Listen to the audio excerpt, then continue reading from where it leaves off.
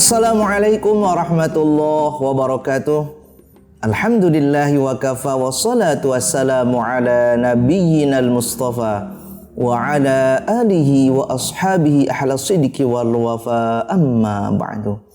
Allahumma ij'al qawli wa khutbati khalisan mukhlisan lillah, sahihan fasihan balighan bayinan nafi'an li wa liman sami'ahu birahmatika ya arhamar rahimin. Amin ya Allah ya Rabbal Alamin. Kaum muslimin dimanapun anda berada, rahimakumullah. Alhamdulillah, pada bulan ini kita sudah memasuki bulan Muharram di tahun yang baru 1444 Hijriah. Bulan Muharram merupakan bulan mulia dari 4 bulan yang disebutkan di dalam Al-Quran. Inna iddatash syuhur 'indallahi 12 syahran fi kitabillah yauma khalaqas samawati wal arda minha arba'atun hurum. Al-ayah sadaqallahul azim. Di dalam ayat tersebut, di dalam 12 bulan ada 4 bulan mulia yang disebutkan di dalam Al-Quran, yang 3 berurutan, yang 1 terpisah. Dzulqa'dah, Dzulhijjah, Muharram berurutan, mutawalliyat, kemudian yang keempat Rajab. Di bulan Muharram ini sebentar lagi di tanggal 10 Muharram, kaum muslimin baik di tanah air maupun di seluruh dunia ada satu amalan yang mungkin sudah kita ketahui, di antaranya adalah saum di tanggal 10 Muharram.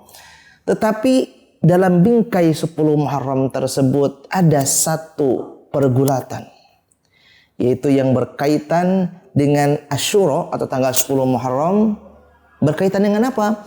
Berkaitan dengan ketika memperingati Sunni dan Syiah di tanggal 10 Muharram itu seperti apa. Ini Sunni dan Syiah ini, kalau memang kita melihat menelisik sebuah sejarah ke belakang, tentunya kita lihat awal mula munculnya itu bukan kerana agama sebenarnya, tapi lebih kepada masalah politik, kekuasaan. Karena lahirnya Syiah tersebut, ada yang mengatakan ketika itu bukan ketika pas munculnya perang Siffin. Sebelum itu juga sudah ada. Ketika Rasulullah SAW wafat, itu sudah mulai ada riak-riak, ya, yang ketika itu merasa bahwa yang layak menjadi pengganti Rasulullah adalah Sayyidina Ali karamallahu wajhah. Kan tetapi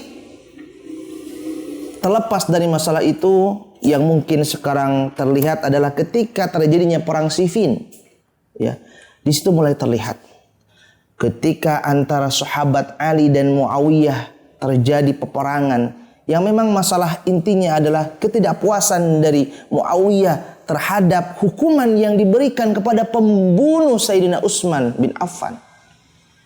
Ketika itu terjadilah perang Siffin antara Muawiyah dan Sayyidina Ali. Walaupun dalam kenyataannya sebenarnya pasukan Sayyidina Ali lebih unggul, akan tetapi di situ ada arbitrase, perdamaian, ada satu kesepakatan yang ketika itu muncul. Dan dari pihak Sayyidina Ali ini merasa dirugikan. Karena apa? Karena ketika Abu Musa al-Asy'ari dan Amr bin As ini bersepakat untuk melepaskan jabatan masing-masing, tetapi Amr bin As ketika itu mengangkat secara sepihak Muawiyah bin Abi Sufyan sebagai khalifah.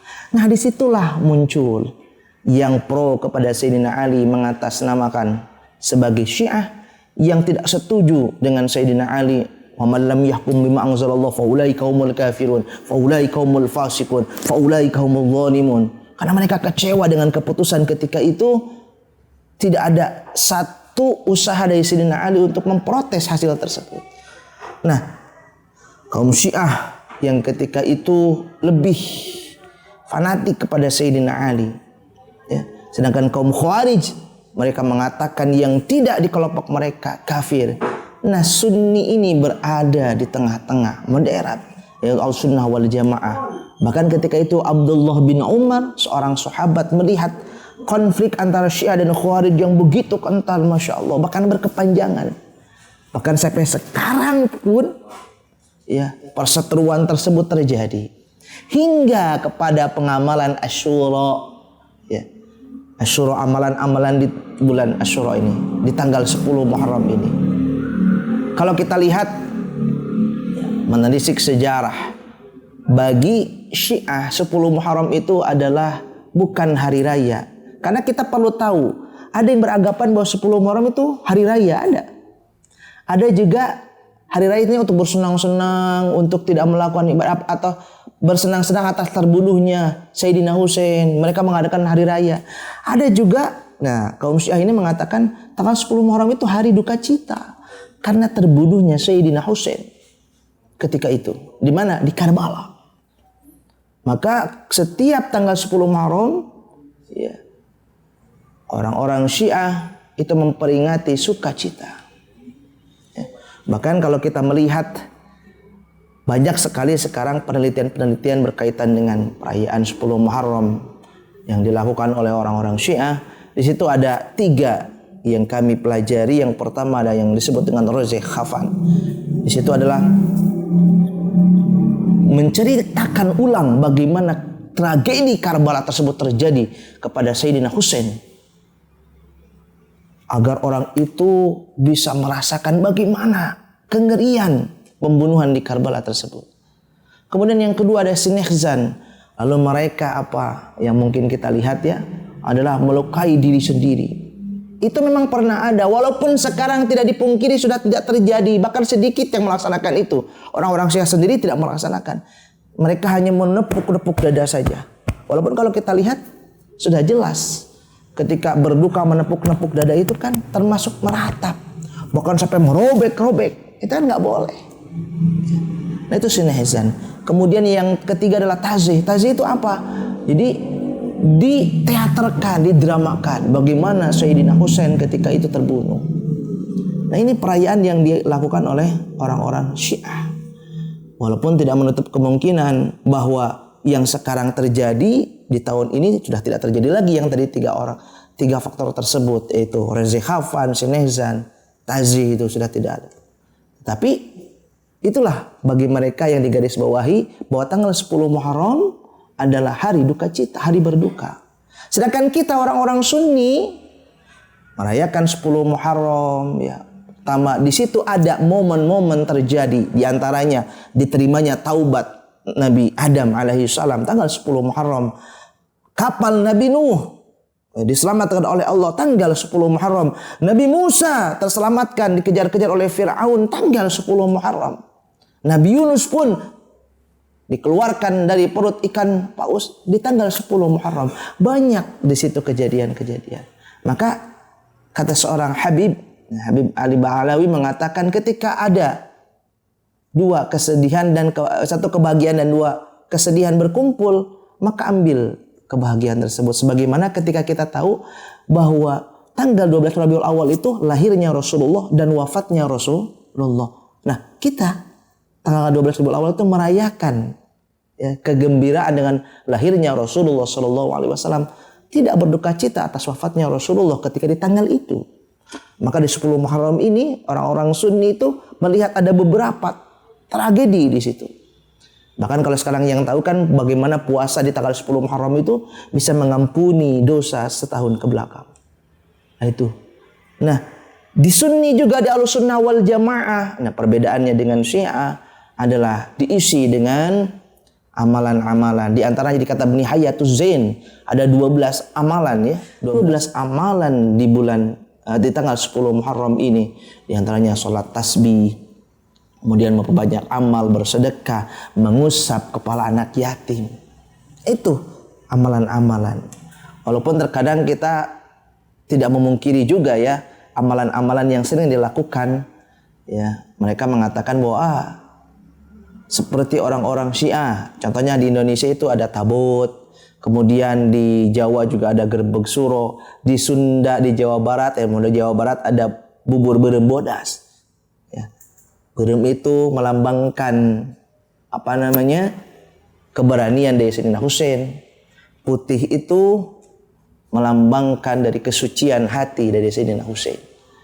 Ya, terlepas dari itu bukan berarti ada ketika perayaan-perayaan itu diadakan disamakan, karena tadi kata kuncinya kalau di Syiah itu Asyura adalah hari duka cita, sementara kita tidak seperti itu. Apakah kita sebagai orang Sunni, Ahlussunnah wal Jamaah ini tidak merasa sedih dengan terbunuhnya Sayyidina Husain? Sedih, tetapi kan tidak usah meratap, karena tidak dicontohkan oleh Rasulullah.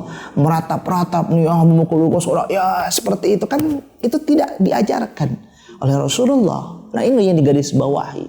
Ya, jadi ketika orang ahli sunnah wal jamaah mengisi dengan amalan-amalan di tanggal 10 Muharram, kemudian juga ada di situ diulaslah bagaimana kejadian-kejadian nabi-nabi terdahulu, bagaimana tobatnya Nabi Adam, bagaimana selamatnya Nabi Musa, diberikan pemahaman.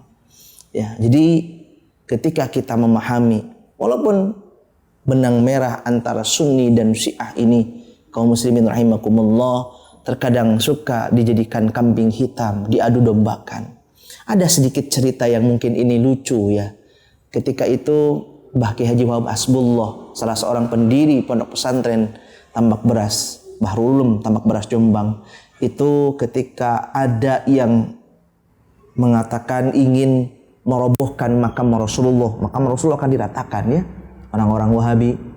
Kemudian dikumpulkan para ulama. Di situ kumpul ulama Sunni dan ulama Syiah. Lalu ditanya untuk mencairkan suasana ya, untuk tidak ada ketegangan, karena ketika itu sudah terjadi ketegangannya lebih kepada masalah keagamaan. Karena ketika itu kita ingin bersatu bahwa jangan sampai makam Rasulullah dibongkar.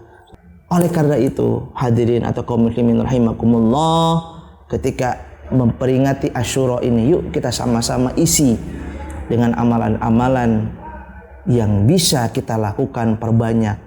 Kita garis bawahi bahwa makna al-haram, kata Imam Fakhruddin Ar-Razi dalam kitab Tafsir Ar-Razi mengatakan, wa makna al-haram anna fiha al-ma'siyah asyaddu iqaban. Jika bulan haram itu diisi dengan maksiat, maka berlipat ganda siksa yang akan didapatkan.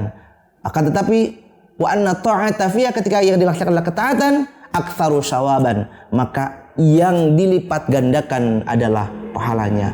Jadi kata kuncinya, yuk kita sama-sama lipat gandakan amalan kita di tanggal 10 Muharram. Terlepas tadi antara Sunni dan Syiah sudah dijelaskan bahwa titik beratnya adalah kalau di ahli sunnah wal jamaah kita mengisi dengan amalan-amalan, kemudian juga kita mentadaburi kisah-kisah yang dilalui oleh para nabi sebelumnya tanggal 10 Muharram tersebut. Sedangkan orang-orang Syiah itu menganggap tanggal 10 Muharram itu hari duka cita. Mudah-mudahan ada manfaatnya, dan mudah-mudahan kita senantiasa diberikan oleh Allah Subhanahu wa taala ilmu yang manfaat, kemudian senantiasa diberikan hidayah, inayah dan taufiknya. Amin ya Allah ya rabbal alamin. Ihdinas siratal mustaqim wal afu minkum. Wassalamualaikum warahmatullahi wabarakatuh.